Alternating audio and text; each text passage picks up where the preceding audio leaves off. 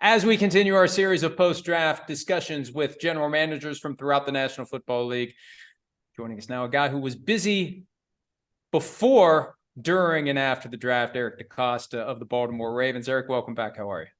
Hey, Mike, how are you? Good. Yeah, you got a fascinating array of framed images behind you. What is all that stuff? It looks very interesting. Yeah, well, you got a bunch of players on the wall back there. You got Marlon, you got JK, you got Odafe, you got Lamar, you got a bunch of guys in the huddle, all kinds of my favorite players, I would say.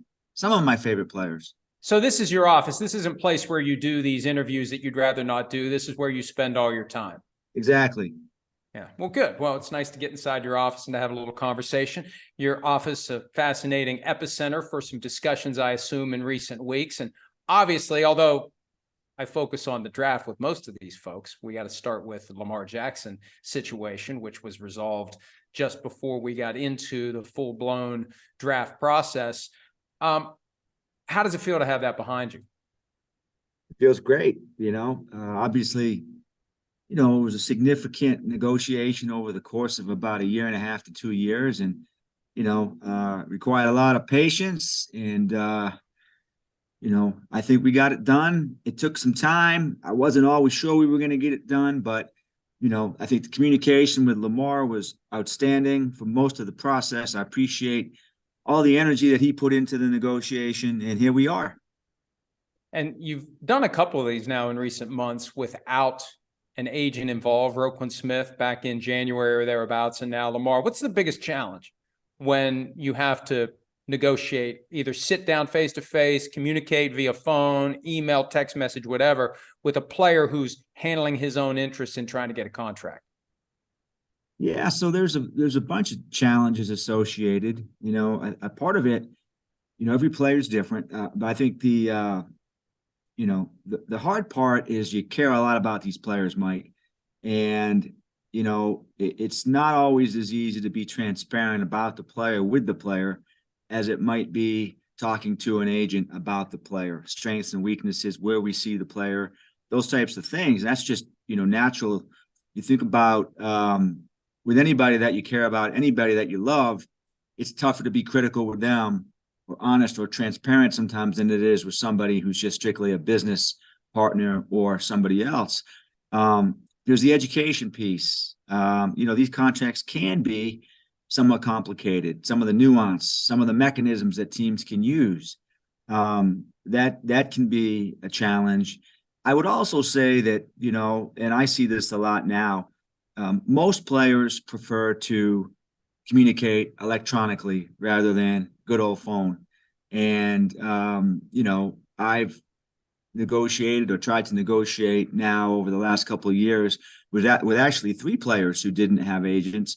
And a lot of the communication takes place via email and text message, which sometimes can be a little bit challenging overall. How do you strike the balance? Because I know from some of the deals I've seen teams negotiate directly with players, it looks like the team took advantage of the fact that the player wasn't represented. How do you strike that balance between doing the best possible deal for the team, but also not taking advantage of a situation where maybe the player isn't as informed as he should be about certain things that could be tucked into the deal? Yeah, and that's something that we think a lot about and we've spoken about in-house. And, that can really be a disaster for the team in a lot of different ways, not only public relations wise, but also just in terms of your own players. You've got a bunch of guys downstairs who expect that you'll be fair with players. And if there's any kind of implication that we've taken advantage of a player, that would really not be ideal.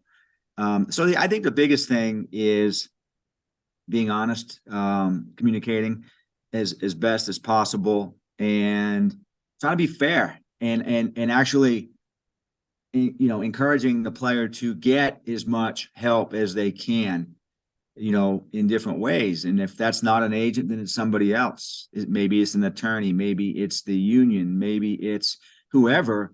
But, it's a tough thing to go at it totally alone in some ways. We've got to be very aware of that as well. so as not to have what you say could happen, because that would be a poor reflection on the organization. The answer to this one may be obvious, Eric, but I don't think I've ever seen the question asked anywhere. Did you have issues getting a deal done with Lamar Jackson after he was drafted in 2018? Or was it seamless, simple, slotted? There's nothing to really negotiate. We got a deal done easily. Well, I wasn't part of that actual negotiation. That was Pat Moriarty, and Ozzie was the GM.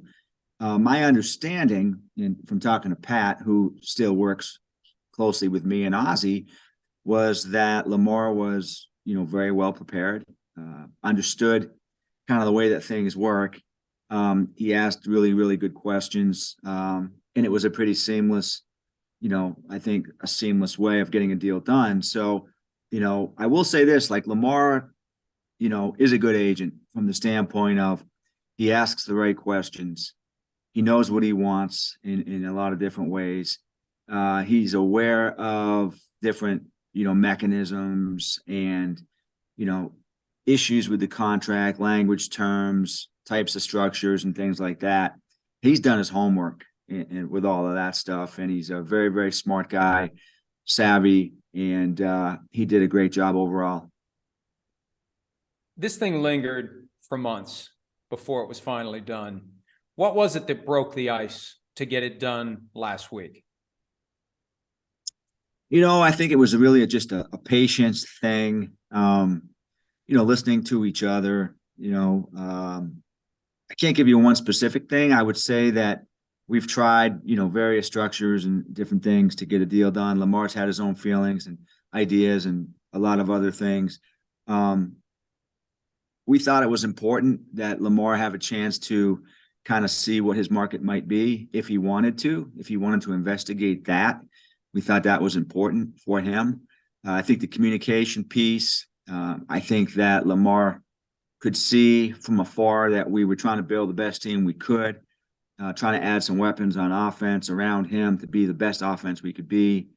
And that in the end, I think Lamar, hopefully, I think so, realized that we were the best place for him, that we love him, that our offer reflected that, and that we were the best place for him to thrive, and that our city, our community, the organization, we really wanted him back greatly. You mentioned the aspect of letting him investigate what the market might otherwise bear. You used the non-exclusive franchise tag, gave him the chance to go out there and shop himself, gave other teams an opportunity to pursue him. How surprised were you that no one did?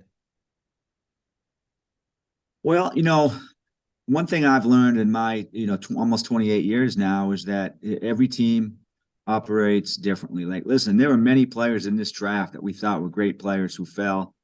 And there were a lot of players that, we weren't quite as high on as other teams. And that's just kind of the nature of the business.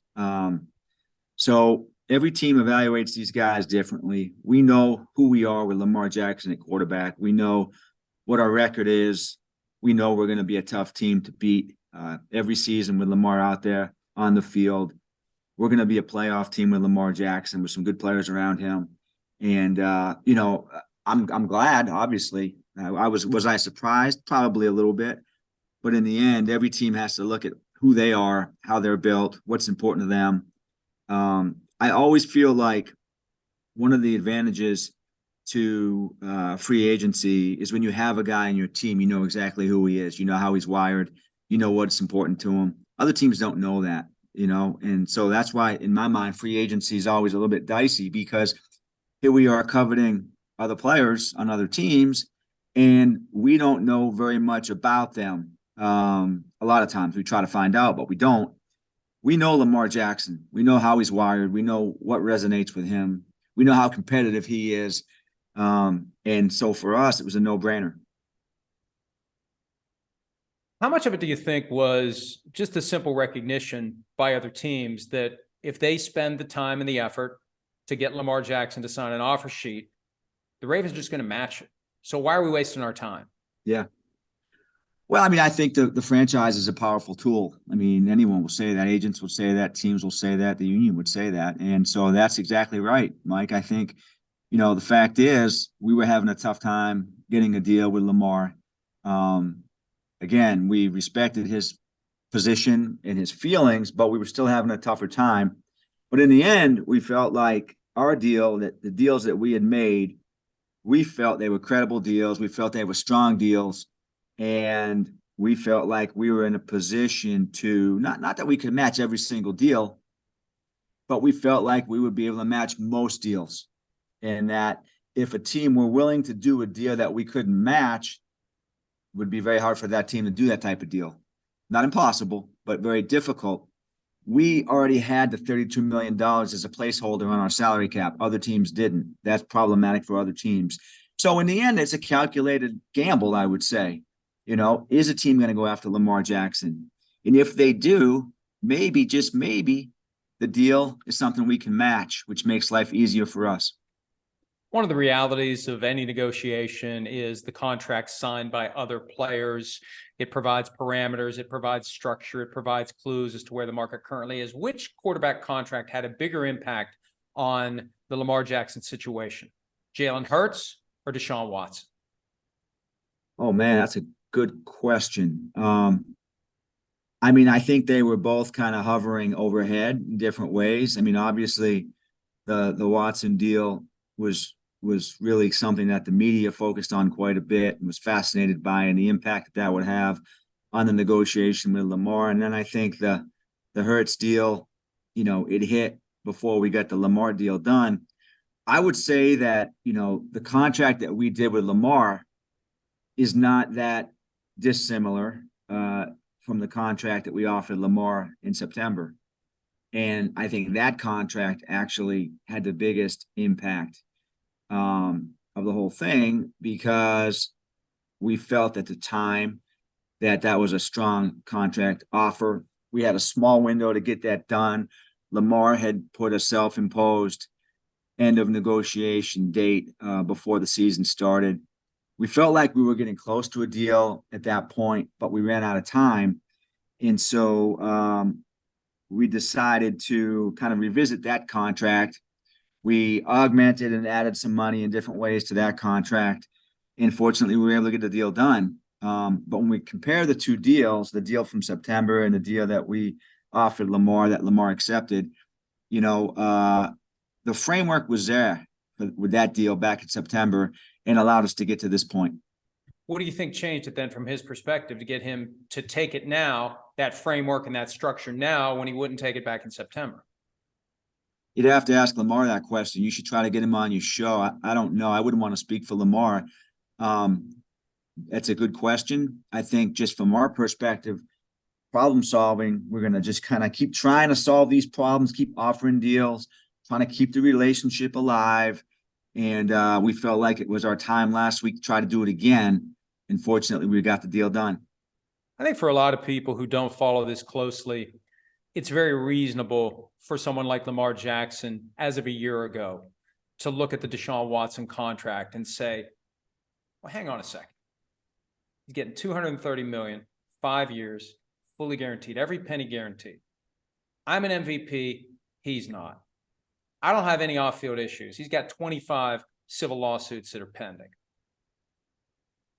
Why don't I just get what he gets? Why is that not the starting point for me? A lot of people believe that. Can you help us understand why the Deshaun Watson situation, in your mind, different from the structure that we've seen with other deals?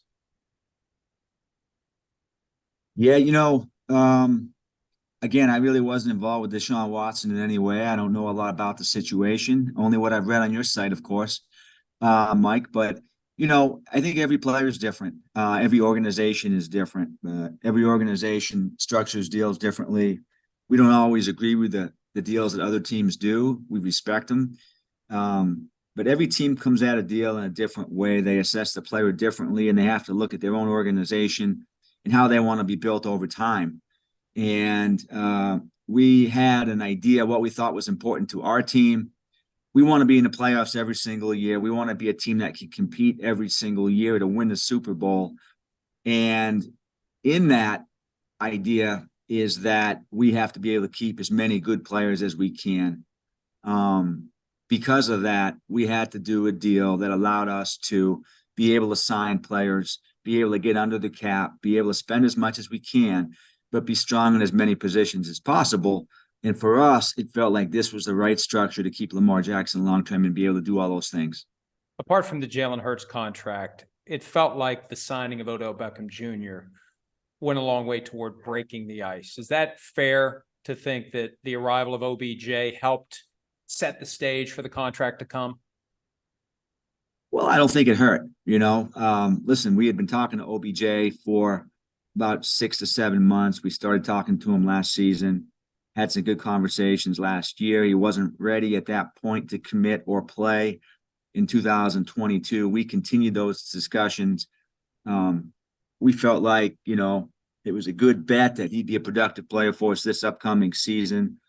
We felt like he would be a very popular player on the team with the other teammates, including Lamar. We felt like there'd be a good energy there and a good synergy, and that he would come in at one of our weaker positions and augment that room. We felt like the combination of OBJ with Rashad Bateman and Devin Duvernay and Nelson Aguilar and Mark Andrews and Isaiah Likely and all those guys would give us a better team. Obviously, we thought that with Lamar Jackson, that would be the best possible solution. I think Lamar was probably happy. I mean, I think his social media posts indicated that he was happy about the OBJ signing. But for us, it was more about building out the receiver room as best as possible, not necessarily as an olive branch to Lamar Jackson, but building the best team we could at the time. What do you say to those who believe that you grossly overpaid OBJ in relation to what else was out there for him? I think a lot of factors go into whatever you decide to pay a player. I mean, we look at it from a lot of different lenses. 1-year deal, obviously, we paid a lot of money to him. We think we're going to get that benefit from him as a player. But we're looking at a lot of other things too, Mike. We're looking at potentially what he might get as a comp pick the following year on a 1-year deal. Has a good year for us. It's the market next year. What's that going to look like? We're looking at things like the benefit to the community, the benefit in ticket sales, jersey sales. How's he going to play? What's he going to do for our offense? What do our coaches think about him? Remember, Todd Monken had a relationship with him, so we had some information about OBJ. And then how's it going to affect, Lamar as a passer? How's he going to play? We want to maximize Lamar's ability. I've probably done a poor job of doing that over the last couple of years in some ways, by not having more receivers around him. And we love the guys we have, but, in terms of building the best possible offense, that's a factor too. So, every situation has residual values associated. Every player that you bring in is different, and they affect things differently. Leadership, ability, community, whatever that might be long-term. And we see OBJ as a big part of that whole thing.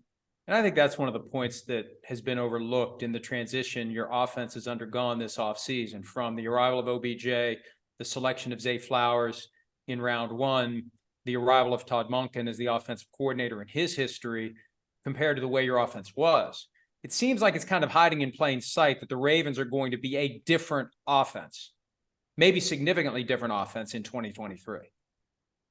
Yeah, well, I'm just getting a look at it now, in these football schools and different things. I mean, we're going to look a lot different. I mean, the players will remain the same. Most of the players, the whole offensive line is coming back. Our running backs coming back. Our tight ends are coming back. The receivers look different. But there's a real opportunity for us, I think, Mike, because we are going to be different. We should get a bump just by being different this year. We see that around the league with new offenses and new defenses. We're very, very excited about where we are as a team, and can't wait to see Lamar out there throwing the ball to these guys and see what that's all going to look like. A couple more, and then I'll let you go, and I appreciate you taking so much time to do this. But I can't help but wonder whether or not this shift in offensive philosophy is about the idea of Lamar's been around 5 years. We've got him under contract for 5 more. We'd like it to last even longer than that. At some point, we've got to reduce the wear and tear. We've got to reduce the design runs. We've got to protect him so he can play longer into his life than he otherwise would be able to play if he's constantly getting banged around. Well, of course. I mean, I think that's, kind of what our motivation is with our entire team, is how do we keep our team as healthy as possible? Interestingly, with Lamar, the 2 injuries that he suffered, if I'm not mistaken, they both happened in the pocket. They didn't happen with him as a runner. They happened with him in the pocket. And so I don't know what that means, except that we've got to do a better job protecting him as a runner in the pocket. And whatever we do, he is, a former MVP, hopefully, a future MVP type of player. He's a guy that can take us as far as we want to go. And, got to keep him healthy, but we got to keep our backs healthy. We got to keep our receivers healthy, our corners healthy, our linebackers healthy. We made strides with that this year, which is great. The prior 2 seasons, we had some injuries. This year was better. We've tried to address that. I think John does a great job of evaluating everything we do from a wellness and performance standpoint, and that'll continue to be something that we focus on greatly. Last one for you. I hardly even got to your draft class, but this Lamar Jackson situation was such a big deal throughout the NFL, and it was a great opportunity to talk to you about it. With Joe Flacco's deal 10 years ago, 3 years into it, a negotiation was necessary to adjust cap numbers, et cetera. Do you believe after the progress you've made with your relationship with Lamar Jackson recently, it's going to be easier to do business with him in the future, whether it's at the end of this current deal or at some point during the next 5 years when you have to go back to him and say, we'd like to either extend, we'd like to restructure, we'd like to do something with this contract? Will it be easier the next time around? Well, I think there was a song, Mike, you got to have faith, listen, I hope, but, I think that the relationship with Lamar is strong. It wasn't always easy, but, Lamar knows how I feel about him personally. And I made a joke at one point that I much prefer Lamar Jackson, the player, to Lamar Jackson, the agent, for sure. But, listen, I can only hope that, we'll be at that point someday and do another contract with Lamar, another extension with Lamar. And that'd be great because that means we've had a lot of success. And, again, takes two to tango, communication.